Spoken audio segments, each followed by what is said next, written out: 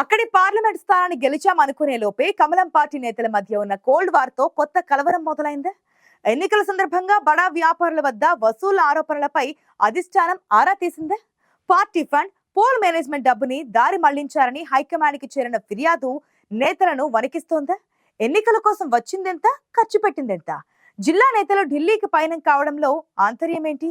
అసలు జిల్లా బీజేపీలో ఏం జరుగుతోంది?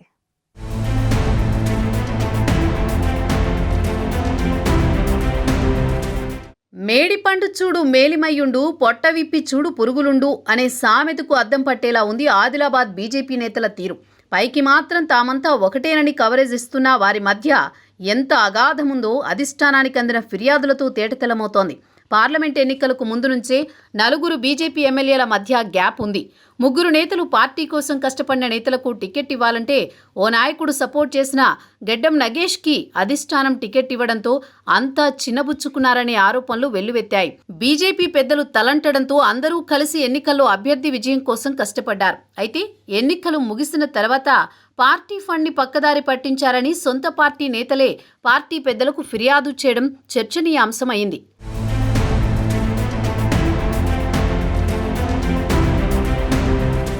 అసెంబ్లీ, లోక్సభ ఎన్నికల్లో విజయం సాధించిన కమలం పార్టీ నేతలు పార్టీలో ఆధిపత్యం కోసం ఎవరికి వారే ఆరాటపడుతున్నట్టు కనిపిస్తోంది. లోక్సభ ఎన్నికల్లో పార్టీ ఫండ్ లెక్కలను తారుమారు చేయడాన్ని జిల్లాకు చెందిన ఇద్దరు నేతలు సీరియస్గా తీసుకున్నారట. ఇప్పటికే ఆ నేతలు పార్లమెంటు నియోజకవర్గ పరిధిలోని 7 నియోజకవర్గాల్లో చేసిన ఖర్చులపై ఆరా తీసినట్లు గుసగుసలు వినిపిస్తున్నాయి. లోక్సభ ఎన్నికల్లో దేశంలో మోదీ మేనియాతో ఎన్నికల్లో పెద్దగా ఖర్చు చేయకపోయినా గెలుస్తామని భావించిన కమలం పార్టీ నేతలు పార్టీ ఫండ్ని పక్కదారి పట్టించారన్న ఆరోపణలొస్తున్నాయి. ఆదిలాబాద్ పార్లమెంటు నియోజకవర్గ పరిధిలో బీజేపీ నేతలు పెద్దగా ఖర్చు చేసిన దాఖలాలు లేవంటున్నారు. 7 నియోజకవర్గాలకు గాను 5 నియోజకవర్గాలకు కేవలం 9 కోట్లు ఇచ్చారని, 2 నియోజకవర్గాల కోసం 17 కోట్లు ఎక్కడ ఖర్చు చేశారని మిగతా నేతలు ఫిర్యాదు చేశారట.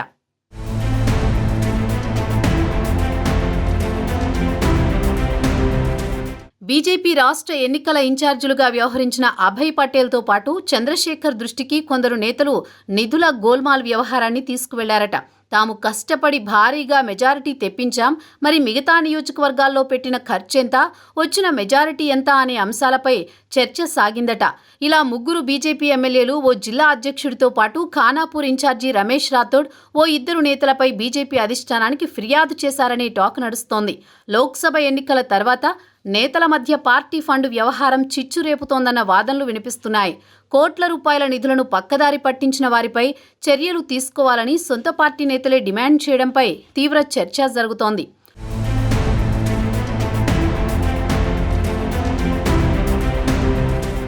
ఓ వర్గానికి చెందిన నేతలు మరో వర్గంపై పైచేయి సాధించేందుకు ప్రయత్నాలు చేయడం, పోటాపోటీగా ఫిర్యాదులు చేసుకోవడం కమలం పార్టీలో పరిపాటిగా మారిందంటున్నారు.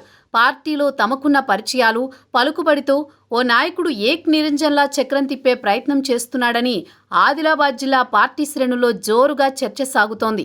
ప్రస్తుతం ఎలాంటి ఎన్నికలు లేకపోయినా నేతలు పరస్పరం ఫిర్యాదులు చేసుకోవడం జిల్లా రాజకీయ వర్గాల్లో హాట్ టాపిక్గా మారింది. పోలింగ్కి ముందు MLA Payal Shankar, Ashok Mustapuri, BJP MP అభ్యర్థి నగేష్పై బీఆర్ఎస్ నేతలు తీవ్ర ఆరోపణలు చేశారు. పాన్ టాక్స్ వేస్తున్నారని కమలం నేతలపై ఫైర్ అయ్యారు. ఆ ముగ్గురు నేతలు వ్యాపారుల దగ్గర వసూళ్లకు పాల్పడుతున్నారని భయపెట్టి వసూళ్లకు తెగిస్తున్నారని ఆరోపించడమే కాదు, దానికి సంబంధించిన ఆధారాలు సైతం ఉన్నాయంటూ పెద్ద బాంబు పేల్చారు.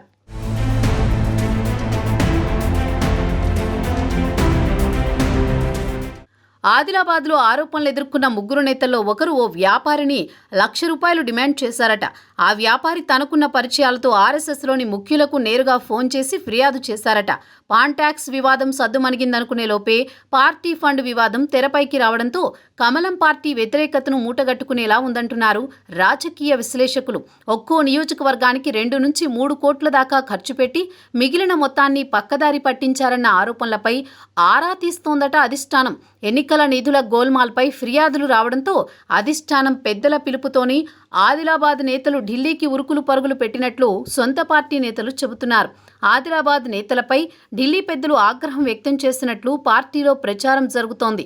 తమపై వచ్చిన ఆరోపణలకు నేతలు వివరణ ఇచ్చుకునే ప్రయత్నం చేసినా అధిష్టాన పెద్దలు అసంతృప్తిని వ్యక్తం చేశారని పార్టీ శ్రేణులు చెప్పుకుంటున్నాయి.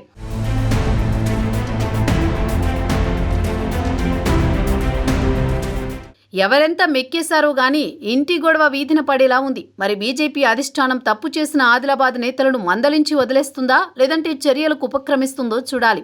పార్లమెంటు పరిధిలోని నేతల మధ్య ఈ ఫిర్యాదులతో గ్యాప్ పెరగడంతో స్థానిక సంస్థల ఎన్నికలు ఆ పార్టీకి టఫ్ అయ్యేలా ఉన్నాయి.